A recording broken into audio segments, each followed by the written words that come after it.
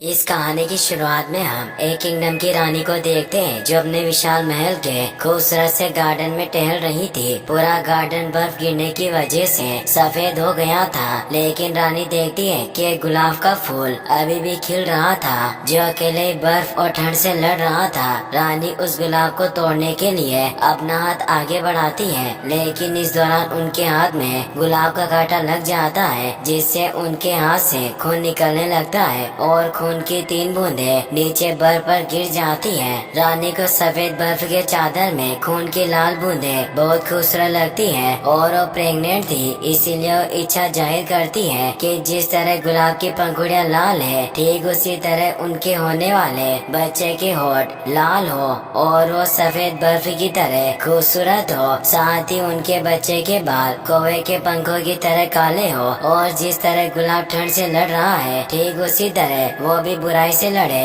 और वो दिल का साफ हो। कुछ दिनों के बाद रानी एक खूबसूरत सी राजकुमारी को जन्म देती है और उनकी इच्छा पूरी हो गई थी क्योंकि राजकुमारी काफी ज्यादा खूबसूरत थी। रानी राजकुमारी का नाम स्नो वाइट रखती है। समय बीता है और राजकुमारी स्नो वाइट थोड़ी बड़ी हो जाती है, लेकिन समय के साथ रानी बीमार पड़ने लगी थी और कुछ ही दिनों में एक रहस्यमय बीमारी से रानी की डेथ हो जाती है। रानी की डेथ से स्नो वाइट के साथ ही किंगडम के राजा यानी कि स्नो वाइट के डेड पूरी तरह से टूट चुके थे। वो रानी से बहुत प्यार करते थे। इस दौरान उनके राज्य के ऊपर एक डार्क क्रिस्टल से बनी रहस्यमय सेना हमला कर देती है। राजा अपनी सेना के साथ बड़ी बहादुरी से डार्क क्रिस्टल से बने रहस्यमय सेना से लड़ते हैं और वो ये जंग जीत भी जाते हैं। अब राजा को उनके सैनिक बताते हैं कि डार्क आर्मी ने एक लड़की को बंदी बनाकर रखा है। राजा जब उस लड़की को देखते हैं तो पहली नजर में उन्हें उस लड़की से प्यार हो जाता है और कुछ दिनों के बाद वो उससे शादी कर लेते हैं। डार्क आर्मी ने जिस लड़की को बंदी बनाया था और राजा ने जिस लड़की से शादी की थी, वो लड़की कोई और नहीं बल्कि डार्क आर्मी की रानी और काली शक्तियों की महान जादूगरनी रबीना थी, जिसने प्लान बनाकर स्नो वाइट के किंगडम पर हमला किया था और वो राजा को अपने जाल में फंसाकर उनसे शादी कर लेती है। शादी की पहली रात को ही रबीना राजा को जान से मार देती है और अपनी डार्क आर्मी को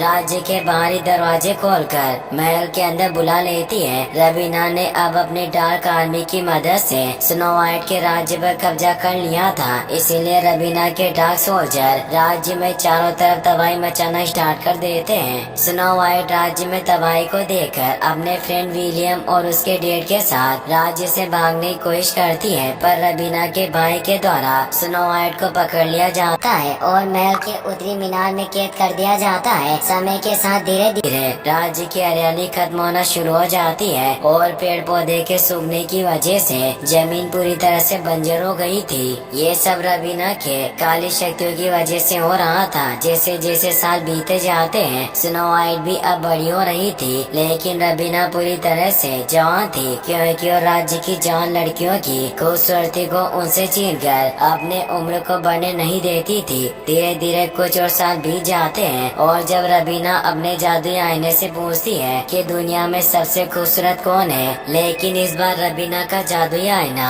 उसे बताता है कि पहले तुम सबसे खूबसूरत हुआ करती थी, लेकिन जब से स्नो वाइट बड़ी हुई है वो तुमसे कहीं ज्यादा खूबसूरत है, जिसकी वजह से अब तुम्हारी शक्तियाँ खत्म होती जा रही है और तुम कमजोर पड़ रही हो। रबीना का जादुई आईना उसे ये भी बताता है कि एक दिन स्नो वाइट ही तुम्हारे अंत का कारण बनेगी, लेकिन अगर तुम स्नो वाइट का दिल हासिल कर लो तो सब कुछ ठीक हो सकता है। दरअसल जब तक रबीना दुनिया की सबसे खूबसूरत औरत रहेगी तब तक उसकी काली शक्तियाँ भी उसका साथ देगी, लेकिन अब क्योंकि स्नो वाइट सच में रबीना से कहीं ज्यादा खूबसूरत थी, इसीलिए रबीना खुद को कमजोर फील करने लगी थी। जादुई आईने की बात सुनकर रबीना गुस्से में अपने भाई को वहाँ बुलाती है और उससे स्नो वाइट का दिल लाने के लिए कहती है। रबीना की बात सुनकर उसका भाई महल में उस जगह पर आ जाता है जहाँ पर स्नो वाइट को कैद करके रखा गया था। रबीना का भाई स्नो वाइट के सेल का दरवाजा खोलकर जब उसके पास जाता है तो स्नो वाइट रबीना के भाई से पूछती है कि आज पहली बार तुम सेल के अंदर आए हो, आखिर तुम्हें क्या चाहिए। इस पर रबीना का भाई स्नो वाइट को बताता है कि मेरी बहन ने तुम्हारा दिल लाने के लिए भेजा है अब इससे पहले कि रबीना का भाई स्नो वाइट को कोई चोट पहुंचाता, स्नो वाइट रबीना के भाई पर हमला करके अपने सेल से बाहर निकल जाती है और घोड़े पर बैठकर वहाँ से भाग जाती है। इस दौरान रबीना के सोल्जर स्नो वाइट को पकड़ने की कोशिश भी करते हैं, लेकिन इसका कोई भी फायदा नहीं होता है क्योंकि स्नो वाइट भागते हुए डार्क फॉरेस्ट में चली गई थी, जहाँ पर रबीना की काली शक्तियाँ काम नहीं करती थी, जिसकी वजह से उसके ब्लैक सोल्जर डार्क फॉरेस्ट के अंदर नहीं जाते हैं। डार्क फॉरेस्ट के अंदर जाने के बाद स्नो वाइट को डरावनी आवाजें सुनाई देने लगती है और वो डार्क फॉरेस्ट के अजीब से जानवरों को देखकर डर जाती है और बेहोश होकर नीचे गिर जाती है। रबीना को जब पता चलता है कि स्नो वाइट उसके केस से भागकर डार्क फॉरेस्ट के अंदर चली गई है, तो अपने भाई पर बहुत गुस्सा होती है और उसे जल्द से जल्द किसी ऐसे व्यक्ति को ढूंढने के लिए कहती है जो डार्क फॉरेस्ट में जाकर स्नो वाइट को वापस ला सके, क्योंकि डार्क फॉरेस्ट में शक्तियों के काम न करने की वजह से वो कुछ भी नहीं कर सकती थी। रबीना के कहने पर उसके महल में एरिक हंट्समैन नाम के एक योद्धा को बुलाया जाता है, जो बड़ी आसानी से डार्क फॉरेस्ट में जाकर स्नो वाइट को वापस ला सकता था, क्योंकि वो इससे पहले भी डार्क फॉरेस्ट में जा चुका था। लेकिन एरिक ऐसा करने से साफ साफ मना कर देता है और रबीना से कहता है कि डार्क फॉरेस्ट काफी ज्यादा खतरनाक है, जिससे अगर स्नो वाइट चली गई है तो अब तक वो मारी जा चुकी होगी। रबीना को किसी भी तरह स्नो वाइट या फिर उसका दिल चाहिए था, इसीलिए वो एरिक से कहती है कि अगर तुम मेरे लिए डार्क फॉरेस्ट से स्नो वाइट या फिर उसके दिल को लाओगे तो मैं तुम्हारी मरी हुई वाइफ को वापस से जिंदा कर दूंगी। एरिक अपनी वाइफ से बहुत प्यार करता था, इसीलिए वो रबीना के इस ऑफर को ठुकरा नहीं पाता और रबीना के भाई और उसके कुछ सैनिकों के साथ डार्क फॉरेस्ट में स्नो वाइट को ढूंढने के लिए चला जाता है। अब क्योंकि एरिक को डार्क फॉरेस्ट के बारे में पहले से ही काफी कुछ पता था, इसीलिए वो जल्दी डार्क फॉरेस्ट में छुपी स्नो वाइट को ढूंढ लेता है। स्नो वाइट एरिक से रिक्वेस्ट करती है कि वो उसे रबीना के हवाले ना करे। स्नो वाइट की बात सुनकर एरिक रबीना के भाई से कहता है कि पहले रबीना उसकी वाइफ को ठीक करे और फिर उसके बाद वो स्नो वाइट को रबीना के हवाले करेगा। एरिक की बात सुनकर रबीना का भाई उसे बताता है कि मेरी बहन के पास भले काफी ज्यादा काली शक्तियाँ हैं, लेकिन वो किसी मरे हुए इंसान को जिंदा नहीं कर सकती और उसने तुम्हें सिर्फ बेवकूफ बनाया है। रबीना के भाई की बात सुनकर एरिक गुस्से में आ जाता है और उसके ऊपर हमला करके सारे सैनिकों को जान से मार देता है। रबीना का भाई किसी तरह वहाँ से अपनी जान बचाकर भागने में कामयाब हो जाता है। स्नो वाइट इसके बाद एरिक से खुद को सुरक्षित अपने बचपन के फ्रेंड विलियम के डेड के पास पहुँचाने के लिए कहती है, क्योंकि विलियम के डेड का एक किला था जहाँ पर स्नो वाइट सुरक्षित रह सकती थी। एरिक कोई भी काम फ्री में नहीं करता था, इसीलिए जब स्नो वाइट इस काम के बदले उसे 100 सोने के सिक्के देने का वादा करती है, तो उसे विलियम के डेड के पास पहुंचाने के लिए राजी हो जाता है। अगले सीन में हम विलियम को देखते हैं, जो अब स्नो वाइट की तरह ही काफी बड़ा हो चुका था और एक बेहतरीन योद्धाओं के होने के साथ ही एक बेहतर तीरंदाज भी था। विलियम के डेड जब उसे बताते हैं कि स्नो वाइट किले से भाग गई है, तो विलियम भी अपनी बचपन की दोस्त स्नो वाइट की मदद करने के लिए निकल पड़ता है। विलियम रबीना के भाई और उसके सैनिकों का रास्ता रोककर रबीना के भाई से पूछता है कि क्या तुम्हें किसी तीरंदाज की जरूरत है। रबीना के भाई के पास पहले से ही बेहतरीन तीरंदाज थे और उसे विलियम में कोई भी इंटरेस्ट नहीं था, इसीलिए अपने तीरंदाज से विलियम को मारने के लिए कहता है। विलियम बड़ी आसानी से तीरंदाज के हमले से बच जाता है और अपने अचूक निशाने से उस सैनिक को मार गिराता है। विलियम की बहादुरी और उसके युद्ध करने की कला को देखकर रबीना का भाई उसे अपनी सेना में शामिल कर लेता है और फिर इसके बाद वो सभी रबीना की खोज में निकल पड़ते हैं। अगले सीन में हम एरिक और स्नो वाइट को देखते हैं, जिन्हें डार्क फॉरेस्ट में एक जायंट मॉन्स्टर मिलता है। एरिक जायंट मॉन्स्टर को देखकर उसे मारने की कोशिश करता है, लेकिन इसका कोई भी फायदा नहीं होता है, क्योंकि जायंट मॉन्स्टर एरिक पर हमला करके उसे नीचे गिरा देता है। अब इससे पहले कि जायंट मॉन्स्टर एरिक को कोई नुकसान पहुंचाता, स्नो वाइट ये सब देखकर जायंट मॉन्स्टर के सामने आ जाती है और जोर से चिल्लाती है। स्नो वाइट जब जायंट मॉन्स्टर की आंखों में देखती है तो वहाँ से चला जाता है। स्नो वाइट इसके बाद एरिक के साथ डार्क फॉरेस्ट से बाहर आ जाती है। डार्क फॉरेस्ट से बाहर आने पर नदी के किनारे उन्हें कुछ औरतें मिलती है, जिन्होंने उन्होंने अपने हाथों में तीर धनुष उठा रखा था और एरिक और स्नो वाइट से पूछती है कि तुम कहाँ से आ रहे हो। इस पर एरिक उन औरतों को बताता है कि हम रानी रबीना से बचकर भागते हुए आ रहे हैं। एरिक की बात सुनकर वो औरतें एरिक और रूबीना को अपने साथ अपने गांव में ले जाती है। गांव में पहुंचकर एरिक और स्नो वाइट को पता चलता है कि गांव में एक भी आदमी नहीं थे, क्योंकि गांव के सारे आदमियों को रबीना ने अपने सैनिक बनाने के लिए बंदी बना कर ले गई थी। साथ ही गांव की सारी औरतें और लड़कियों ने अपने चेहरे को खराब कर लिया था ताकि रबीना उनकी खूबसूरती छीनने के लिए उन्हें भी बंदी बनाकर ना ले जाए। गांव में आने के बाद एरिक को पता चलता है कि स्नो वाइट राजकुमारी है। अब क्योंकि स्नो वाइट गांव की औरतों के साथ सुरक्षित थी, इसीलिए एरिक वहाँ से जाने का फैसला करता है। लेकिन एरिक के गांव से बाहर जाते ही गांव में रबीना का भाई अपने सैनिकों के साथ आ जाता है, जो गांव में आग लगाकर चारों तरफ तबाही मचाना स्टार्ट कर देता है। एरिक जब गांव में लगी आग को देखता है तो गांव में वापस आ जाता है और स्नो वाइट को एक बार फिर से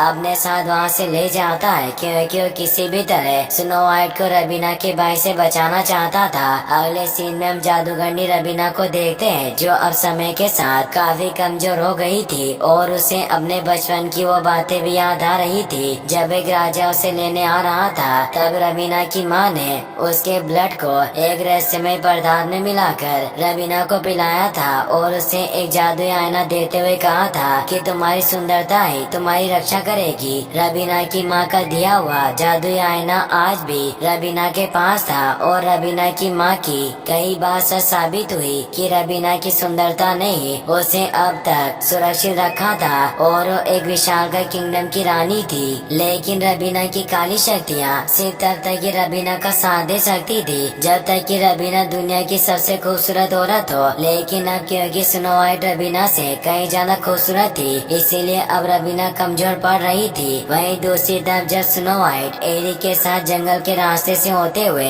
आगे बढ़ रही थी तो उसका पैर रास्ते में बिछाए गए ट्रेप में फंस जाता है, जिसके बाद वो दोनों ही पेड़ से नीचे लटक जाते हैं। अब देखते देखते वहाँ पर कुछ बोने आ जाते हैं, क्योंकि उन्होंने वो ट्रेप बिछाया हुआ था। दरअसल बोने उस रास्ते से गुजरने वाले मुसाफिरों को अपने ट्रेन में फंसाकर उन्हें लूटा करते थे। लेकिन उन्हें स्नो वाइट और एरिक के पास से कुछ भी नहीं मिलता है, इसीलिए वो उन दोनों को जान से मारने का फैसला करते हैं। स्नो वाइट बोनो से पूछती है कि आखिर तुम सब रवीना के खिलाफ क्यों नहीं लड़ते। इस पर बोने स्नो वाइट को बताते हैं कि उन्होंने तब से ही युद्ध करना छोड़ दिया है जब से उनके राजा की डेथ हुई है। बोनो की बात सुनकर स्नो वाइट उन्हें बताती है कि मैं तुम्हारे राजा की बेटी और तुम्हारी राजकुमारी हूँ। बोनो को स्नो वाइट की बात तो विश्वास नहीं होता, इसीलिए हंसने लगते हैं। लेकिन एक अंधा बोना अपने साथियों को बताता है कि स्नो वाइट के रंगों में शाही खून दौड़ रहा है और एक दिन यही रबीना के अंत का कारण बनेगी। अपने साथी की ऐसी बातें सुनकर बोने स्नो वाइट और एरिक को आजाद कर देते हैं और उन दोनों को गुफाओं के एक सीक्रेट रास्ते से मैजिकल फेरी लैंड फॉरेस्ट में ले आते हैं, क्योंकि बोनो के हिसाब से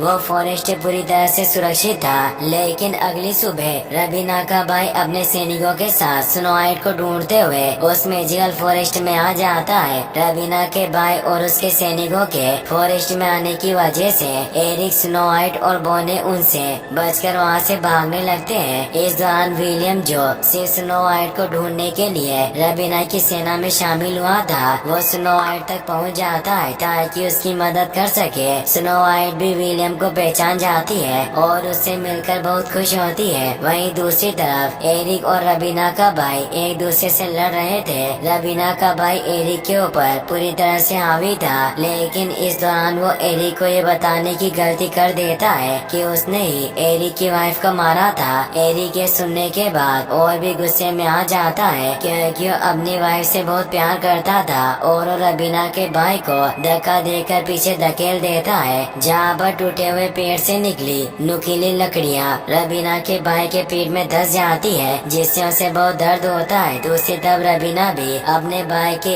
इस दर्द को फील कर सकती थी। रबीना का भाई टेलीपैथी की मदद से रबीना से बात करके अपनी जान बचाने के लिए कहता है, लेकिन रबीना ऐसा करने से साफ साफ मना कर देती है और अपने भाई से खुद को माफ करने के लिए कहती है, क्योंकि इस समय वो खुद इतना कमजोर हो चुकी थी कि वो अपने भाई की जान नहीं बचा बचा सकती थी और उसके भाई की वहीं पर डेथ हो जाती है। इसके बाद स्नो वाइट विलियम, एरिक और बोनो के साथ उस तरफ बढ़ने लगती है जहाँ पर विलियम के डेड का किला था। रास्ते में सफर के दौरान जब सभी सो रहे थे तब स्नो वाइट अकेले ही बर्फीले जंगल में थोड़ी दूरी पर टहलने के लिए निकल पड़ती है। कुछ समय बाद स्नो वाइट के पास विलियम भी आ जाता है और वो दोनों आपस में अपने बचपन की बातें करके बहुत खुश होते हैं। विलियम इसके बाद स्नो वाइट को एक एप्पल खाने के लिए देता है जिसे स्नो वाइट खुशी खुशी खा लेती है, लेकिन ये उसकी सबसे बड़ी गलती थी क्योंकि वो सिर्फ जहरीला था, जिसे खाने के बाद स्नो वाइट की बॉडी में बदलाव आना शुरू हो जाते हैं। दरअसल जिसे वो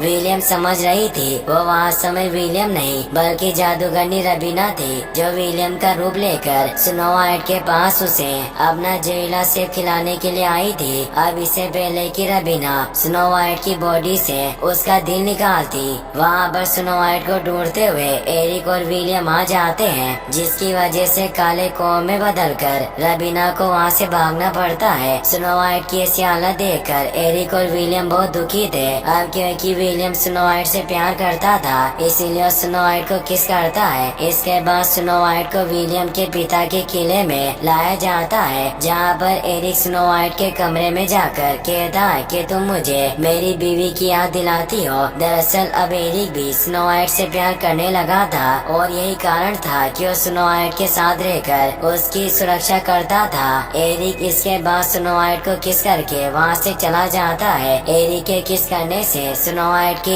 एक आँख से आंसू निकलता है और ठीक उसी प्रकार का आंसू स्नो वाइट की दूसरी आँख से तब निकला था जब विलियम ने स्नो वाइट को किस किया था। यह सब इसलिए हुआ था क्योंकि एरिक और विलियम का स्नो वाइट के लिए प्यार सच्चा था। विलियम और एरिक के सच्चे प्यार के ताकत की वजह से स्नो वाइट के ऊपर लगा रबीना का श्राप टूट जाता है और वो पहले की तरह ठीक हो जाती है। स्नो वाइट को देखकर सभी बहुत खुश होते हैं और फिर इसके बाद स्नो वाइट विलियम के किले में मौजूद सारे लोगों और सैनिकों से रबीना के ऊपर हमला करेंगे और उसे हरा देंगे। किसी मैं ही रबीना को हरा सकती हूँ। सभी को भविष्यवाणी के ऊपर पूरा विश्वास था, इसीलिए वो सभी स्नो वाइट के कहने पर रबीना के किले के अंदर घुस जाते हैं, जिसके बाद रबीना के सैनिकों और उनके बीच में एक खतरनाक फाइट होना शुरू हो जाती है। खतरनाक जंग के बीच स्नो वाइट रबीना के पास पहुंच जाती है, जहां पर अब रबीना भी पहले की तरह जवान और खूबसूरत हो गई थी क्योंकि इसके लिए उसने